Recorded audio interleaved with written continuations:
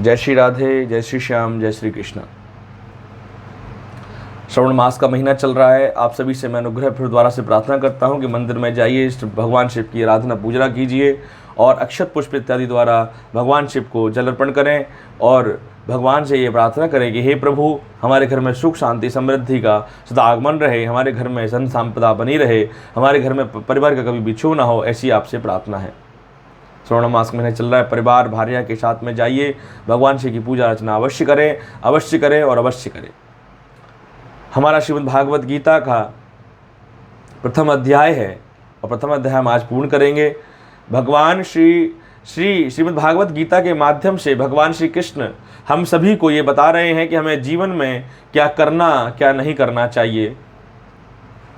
हम सभी के जीवन में माया का एक बहुत बड़ा प्रभाव है। हम माया के प्रभाव के कारण हम भगवान की भक्ति में अधिक सर्गमर्ग रूप में अपने आप को नहीं लगा सकते और माया के प्रभाव के कारण हमारे अंदर काम, लोभ, मद, अहंकार, ईर्ष्या, घृणा का हमेशा सदा वास बना रहता है। इसलिए मेरा आप सभी से ये प्रार्थना है, अगर आपको अपने सर उपकर्मों से अगर छुटकारा पाना है तो श्री भगवान की भक्ति, अपने सारे उपनिषद, सारे ग्रंथ जितने भी हमारे पास भगवान ने प्रविष्ट किए हैं, जो उन्होंने हमारी उत्पत्ति की है, उसी प्रकार सभी के लिए आप सभी से मेरा प्रार्थना है कि डेली नित्य श्रीमद् भागवत गीता और बाकी जो जितने भी उपनिषद ग्रंथ हैं उन सब का डेली नित्य अध्ययन करें, उनका वाचन करें, श्रवण करें। ओम अहम नामस्यो संजय पांडे सपरिवार वंशा वाचा कर्मणाय ग्रम सुख शांति समृद्धि हेतु निरोगी गाय हेतु श्रवण मासस्योह कृष्ण भक्षे पंचम भक्षतभिं तिथियो यः ओम सर्वदेवी देवता आह्वानं करिष्यति आवाहनं करिष्यति आवाहनं करिष्यति आवाहनं करिष्यति। ओम श्री परमात्मने नमः। ओम श्री परमात्मने नमो नमो नमः। ओम श्री परमात्मने नमो नमो नमो नमो नमः। ओम श्रीमद्भगवद्गीताय नमो नमो नमः। ओम श्रीमद्भगवद्गीताय प्रथमो अध्याय मदयांतर आरम्भयं करोति निहत्रं धातरष्टाय प्रीति स्वदान जनार्दनः पापे प्रामृताशेत्यं सुनातरस्य सायतीतनः। हे जनार्दन, धृतराष्ट्र के पुत्रों को मारकर हमें क्या प्रसन्नता होगी और इन आतताइयों को मारकर हमें पाप ही लगेगा। भगवान श्री कृष्ण से अर्जुन कहते हैं, इन आतताइयों को मारकर हमें क्या लोभ प्राप्त होगा, क्या प्राप्त होगा। ये पृथ्वी के राज्य भोग को छोड़ दो, अगर तीनों लोकों में स्वर्ग इत्यादि मुझे प्राप्त, तीन लोकों का अगर भोग मुझे मिलता है तो उस भोग को भी मैं छोड़ दूंगा, लेकिन मैं बद्ध नहीं करूंगा।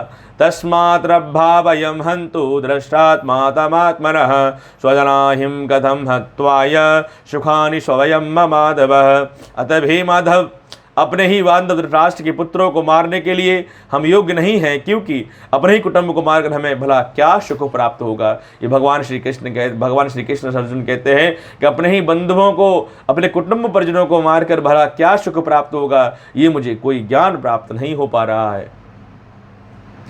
यद्यपि नश्य पाश्यन्ति लोभपाचत्र चेतसः कुलक्षतयं च दोषभ्यं मिद्रदोहे च पापकं क्वथयं शीद्रत्र चालभ्ये पापदास्मानमित्रमं कुलक्षतयं च कुत्र दोषायं पाक्षत्य दुर्गम जनार्दनः। अर्थात यद्यपि लोप में भ्रष्ट हुए लोग कुल के नाश के लिए उत्पन्न हुए हैं और मुझसे युद्ध करना चाहते हैं, तो उसका क्या पर्याय है, अर्थात मैं इन लोगों के साथ युद्ध करना नहीं चाहता। हे माधव, हे केशव, हे मधुसूदन, मैं इनके साथ युद्ध करना नहीं चाहता।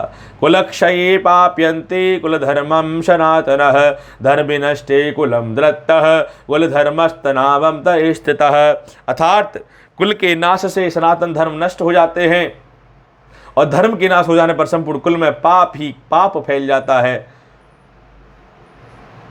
अधर्मं याधर्म कृष्णाय प्रदस्तात् कुल स्त्रिय स्वामी दृष्टान वाष्णहे जयते वर्ण शंकर। हे कृष्ण प्रभु, हे भगवान, पाप के अधिक बढ़ जाने से कुल की स्त्रियां अत्यंत दूषित हो जाती हैं और हे वाष्णहे, स्त्रियों के दूषित हो जाने पर वर्ण शंकर उत्पन्न हो जाता है। देखिए, बहुत प्रमुख बात मैं आपको बताने जा रहा हूं। जिस घर में अनारचीरता, उदानशीलता, आचारिता, प्रक्षति और अकर्म होता है, जिस घर में पाप का आगमृत्य होता है, उस घर की स्त्रियां सदा दूषित पाई जाती हैं। दूषित का मतलब है, दूषित का मतलब सिर्फ और सिर्फ एक प्रतिभाव है। दूषित का मतलब यहां पर क्या है? दूषित का मतलब भक्ति में अधिक से अधिक ध्यान ना देना और अनन्य पुरुषों का लोभन और काम की भक्ति करना, और साथ ही मन को स्थिर ना करके भगवान में ना लगाना, और पुरुष भाद्य रूप से उसकी स्त्रियां को दूषित हो जाती है, कुपोषित स्त्रियां हो जाती हैं, तो ऐसे कुल का सर्वनाश अधिक से अधिक जल्दी हो जाता है। ऐसे कुल में कभी भी सद्भक्ति और सदकर्म का मार्ग कभी भी अनुचित नहीं होता। ऐसे पुरुष, ऐसे घर में कोई स्त्रियां, संतान, कभी लक्ष्मी का वास नहीं होता, हमेशा अलक्ष्मी का आगमन रहता है, हमेशा कष्ट बने रहते हैं। शंकरो नार नारकायो गलघ्न कुलशश्च चायचः पदन्ति पितरो शहोषायं लुप्तदाद्रम त्रकृतो धृतः। अर्थात वर्ण संकल्प घातियों और कुल को नरक में ले जाता है। वर्ण संकर को जाने के लिए जाने के लिए होता है लुप्त हुई पिंड और जल की क्रिया वाले, अर्थात श्राद्ध और तर्पण से वंचित इसके पितृलोक भी अधोगति को प्राप्त होते हैं। अर्थात ऐसे कुलों में जो भी मृत्यु को प्राप्त होता है उसको कभी भी मोक्ष नहीं मिलता और हमेशा से विशुद्ध रहता है। वर्ण संकर का मतलब मैं आपको बताता हूं। वर्ण संकर का मतलब होता है जिस घर में अधोगति हो जाती है, जिस घर में अशक्ति नाश हो जाता है, ऐसे घर में वर्ण संकर का दोष लग जाता है। और जिस घर में वर्ण संकर का दोष लग जाता है उस घर में कभी भी धन की स्थिरता नहीं रहती, धर्म की स्थिरता नहीं रहती, उस घर में कभी धर्म का काम नहीं होता। उस घर की स्त्रियां देर तक सोती हैं, उस घर की स्त्रियां पूजन इत्यादि सामग्री में उसका मन नहीं लगता, धर्म के कार्य में मन नहीं लगता, दान दक्षिणा देने में मन नहीं लगता। उस घर की स्त्रियों की ये मैं आपको पहचान बता रहा हूं। तो इस प्रकार के प्रभाव होते हैं वर्ण संकर। जिस घर में और जिस कुल में वर्ण संकर दोष लग जाता है उस कुल का नाश आरंभ हो जाता है। उस कुल में कभी भी धर्म का कोई नाम निशान नहीं रहता, ऐसे कुल में जिसमें वर्ण संकर लग जाता है। तो अर्जुन वही कह रहे हैं, अर्जुन कह रहे हैं अपने ज्ञान स्वरूप के अगर मैं इन सब का वध करूंगा तो वर्ण संकर का पाभी भाग बन जाऊंगा। ये श्री अर्जुन महाराज कहते हैं श्री कृष्ण भगवान से। दोत्रये कुलघात्मनयं वर्ण संकत्य कारिके उतत्यानाव्यप्यजाति धर्मायं कुल धर्मं यं सादृशायतः। इन वर्ण संकरकारों के दोषों युक्त कुलघातियों के सनातन कुल धर्म और जाति नष्ट हो जाते हैं। उन्नत कर्ण माया मनुष्य प्राण जनार्दन अनद्य करनाशो वास्तव भूतपूर्वक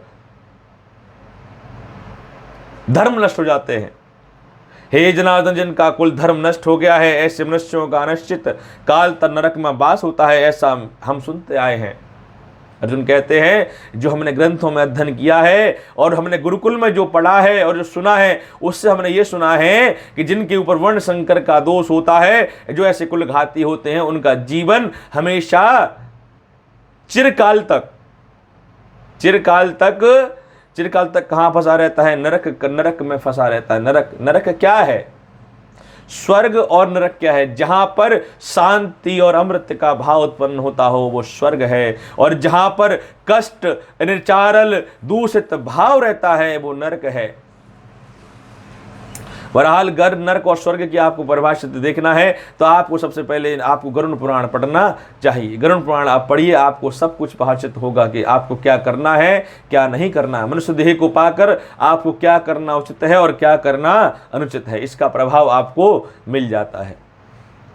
अहो व्रतम महात्मायं कृत्यं विवशा चावयं यद्रावभेन सालोभेनं हंतृष्यानमहं।